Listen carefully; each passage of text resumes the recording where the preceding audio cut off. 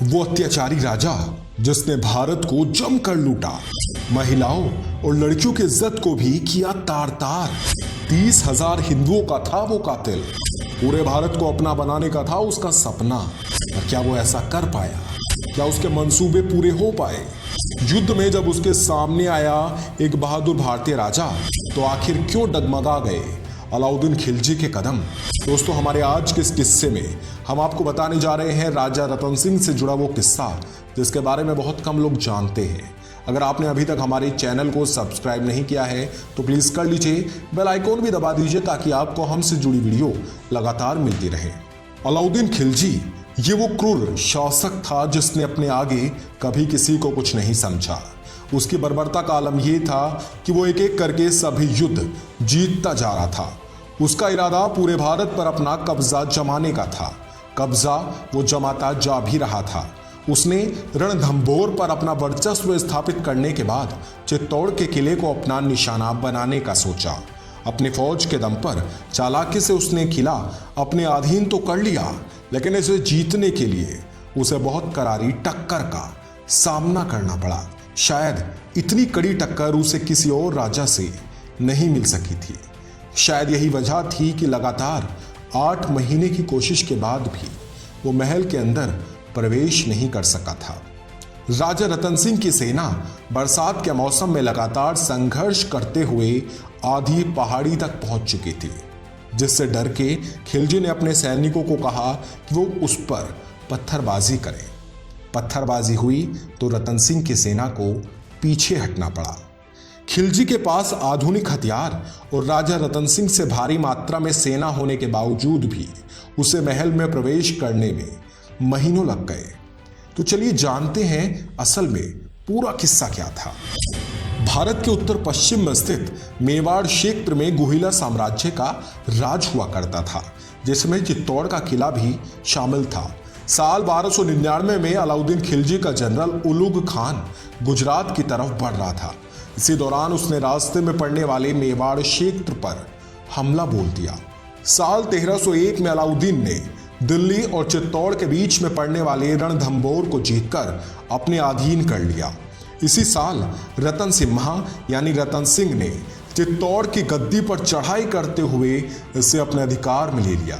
मलिक मोहम्मद जायसी की ऐतिहासिक कविता है पद्मावत। उसके अनुसार अलाउद्दीन ने चित्तौड़ पर हमला रानी पद्मिनी को प्राप्त करने के लिए किया था। अब आपके जेहन में ये सवाल कौंधा होगा कि रानी पद्मिनी कौन थी? तो आपको बता दें कि रानी पद्मिनी राजा रतन सिंह की पत्नी थी।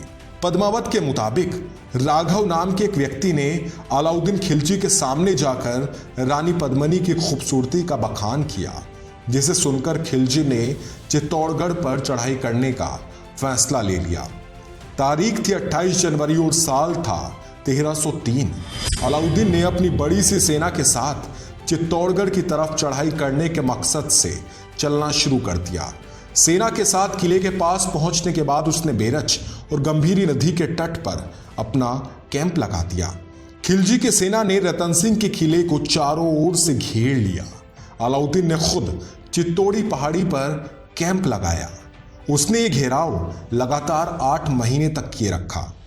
इन सब बातों से ये साबित होता है कि बचाव करने वाले यानी राजा रतन सिंह ने अलाउद्दीन को करारी टक्कर दी थी।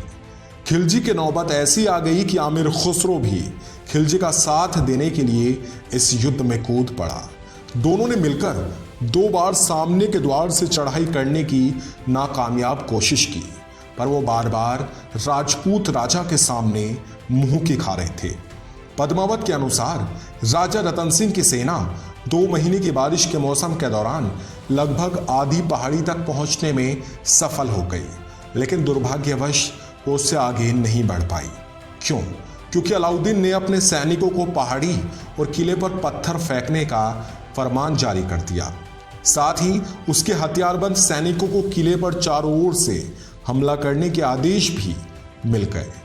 माना जाता है कि इस दौरान किले की रखवाली करने वाली सेना भूख, अकाल और महामारी से जूझ रही थी। किले में मौजूद सेना की हालत बहुत ज्यादा खराब हो चली थी।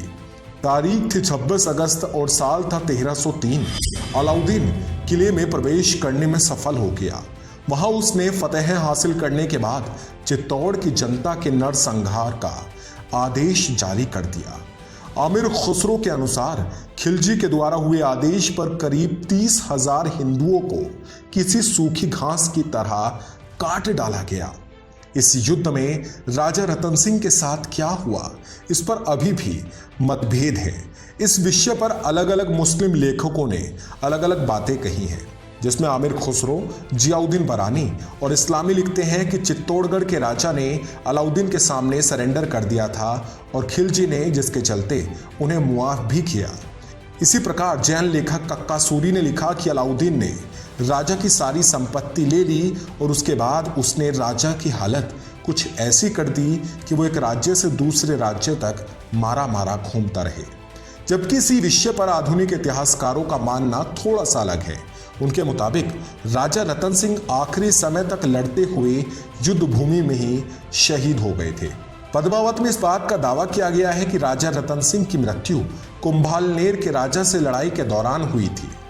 कहा जाता है कि चित्तौड़गढ़ पर जीत हासिल करने के बाद खिलजी 7 दिनों तक वहीं रहा। इसके बाद उसने चित्तौड़ की सत्ता की कमान अपने 8 साल के बेटे के हाथों में सौंप दी। उसने अपने बेटे खिज्र खान के नाम पर ही चित्तौड़ के किले का नाम खिजराबाद रख दिया। इसके बाद वो दिल्ली की ओर वापस लौट आया। इसी समय मंगोलों ने भी भारत पर हमला बोल दिया था। चूंकि खिज्र खान अभी बच्चा था, इसलिए उसके नाम पर चल रही सत्ता को अलाउद्दीन खिलजी का एक गुलाम मलिक शाहीन संभालता था, जिसे खिलजी अपने बेटे की तरह ही मानता था। बाद में खिलजी ने विचार किया कि वो चित्तौड़ की सत्ता की कमान अब अप्रत्यक्ष रूप से एक हिंदू राजा के हाथों में देगा। इसके बाद उसने चित्तौड़ की कमान अपने बेटे खिज्र खान से लेकर चाहबाना के मुख्य मलादेव को दे दी। मलादेव ने अलाउद्दीन खिलजी के कैंपेन में 5,000 घुड़सवार और 10,000 की सेना का योगदान दिया था। इसके अलावा जब कभी भी खिलजी मलादेव को मदद का आदेश जारी करता, तब मलादेव उसकी मदद के लिए पहुंच जाता। इसके साथ वो हर साल खिलजी से मिलने के लिए शाही कोट जाया करता। वहां जाते समय बहुत सारे उपहार उसे लेकर जाने पड़ते। ऐसा नहीं था कि वो उपहार लेकर ही जाता हो, बदले में उसे वहां से बहुत सारा सम्मान भी प्राप्त होता था। मलादेव जब तक जीवित रहा, चित्तौड़ का कार्यभार उसी ने संभाला। लगभग 1321 के आसपास उसकी मृत्यु हो गई, जिसके बाद इस किले पर हमीर सिंह का कब्जा हो गया। हमीर सिंह गुहिलाओं की सिसोदिया शाखा के ही शासक थे। तो दोस्तों, आपको हमारा ये छोटा सा किस्सा कैसा लगा, प्लीज़ आप कमेंट सेक्शन में हमें ज़रूर बताइएगा। वीडियो अगर आप YouTube पर देख रहे हैं तो चैनल को आप सब्सक्राइब कर सकते हैं, फेसबुक पर देख रहे हैं तो पेज को लाइक कर सकते हैं। वीडियो आपने पूरी देखी है, इसके लिए आपका बेहद ही ज़्यादा शुक्रिया।